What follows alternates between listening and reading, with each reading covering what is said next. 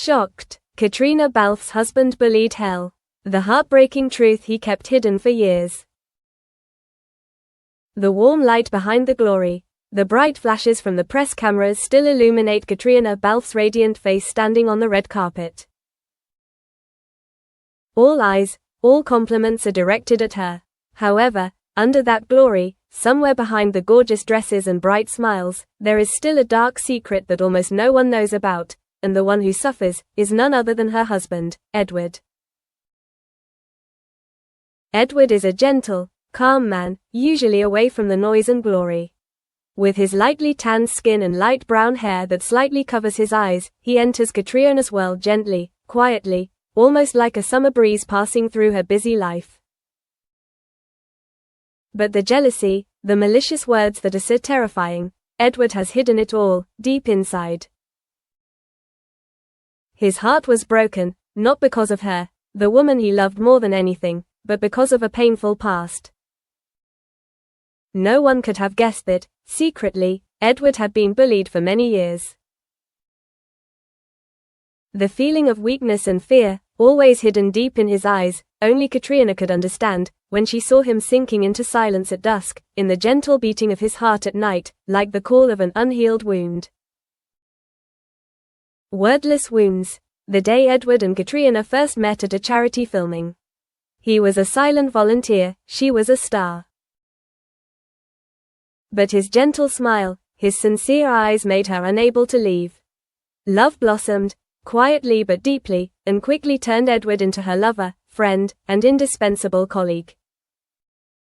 In Edward's small hometown, he was not a respected person. The truth, he was looked down upon by his colleagues and classmates from a young age. The teasing, the constant sarcasm, followed him for years. "You're just stupid. Who would marry a coward who can't do anything?"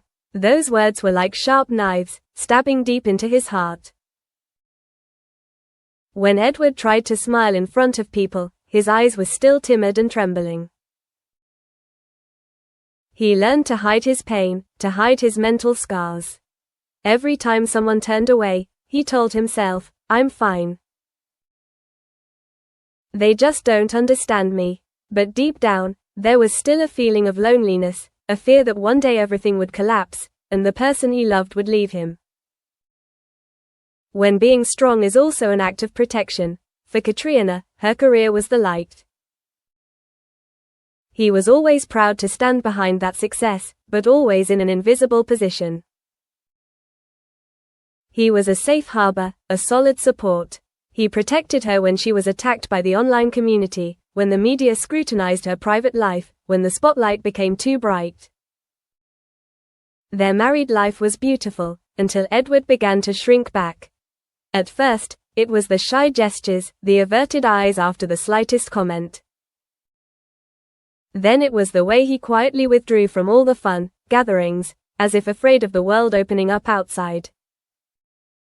At first, she just felt worried, but didn't understand the deep reason. On the set, someone occasionally whispered, "Ms. Balfe's husband is so gentle." He smiled, then bowed his head. But she knew what those eyes were hiding.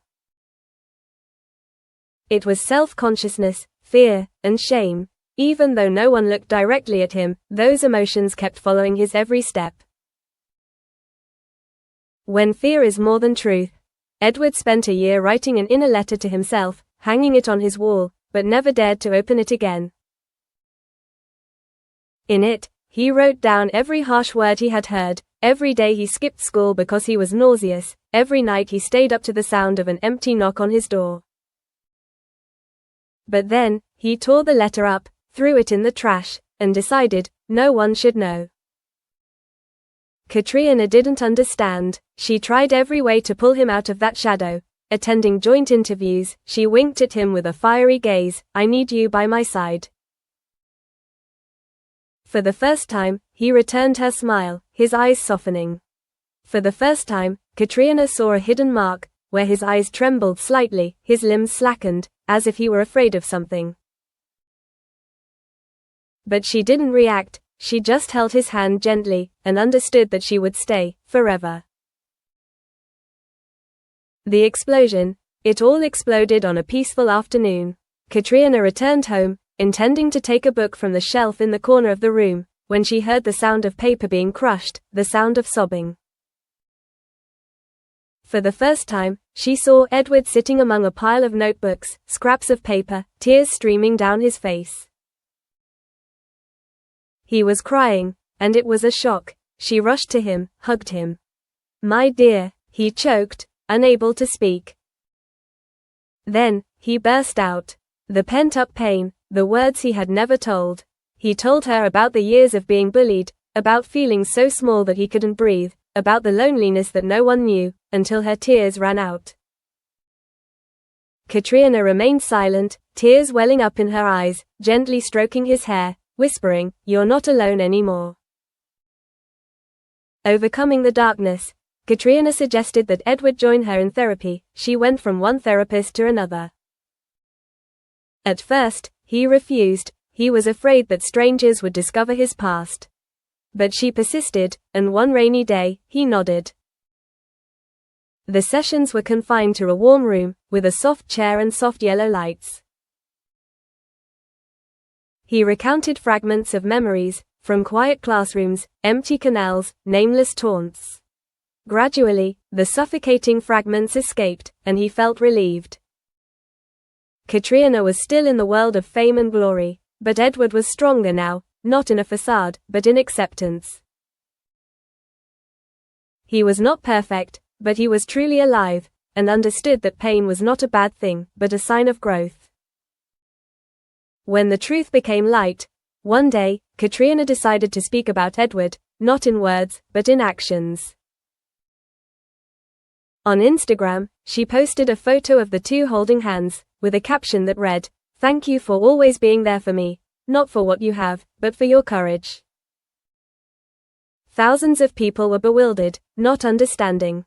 But then, a few people began to share their stories, of being bullied, of rising through pain with courage. Caitriona responded to each comment, writing in italics, "You are not alone.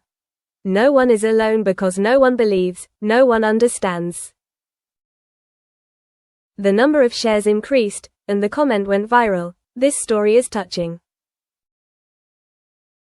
The family, the person you love behind the halo, is sometimes the pain that is kept secret. Many people from all over sent private messages, telling about themselves, pain that was once hidden like Edward's. Gradually, Edward realized, the pain was not forgotten, it became a connection. Each person spoke, each trace was illuminated, sadness was no longer a burden, but a bridge to share. Peace ahead. Now, their home has a different space, where he replaced the wall with a drawing board, where the scar is no longer a wound but a map of each journey. Edward began blogging, anonymously and then gradually, about his journey through bullying, about how he found himself. Caitriona would watch him write, see his eyes light up, and understand that courage, sometimes all it takes is someone to hold your hand. The media began to talk about Edward, not as a weakling, but as an inner hero. There was an article in an international art magazine praising his courage, honoring his openness to inspire others. Their relationship became closer, no longer the shadow of the past, but a soft bond, woven from trust and deep understanding.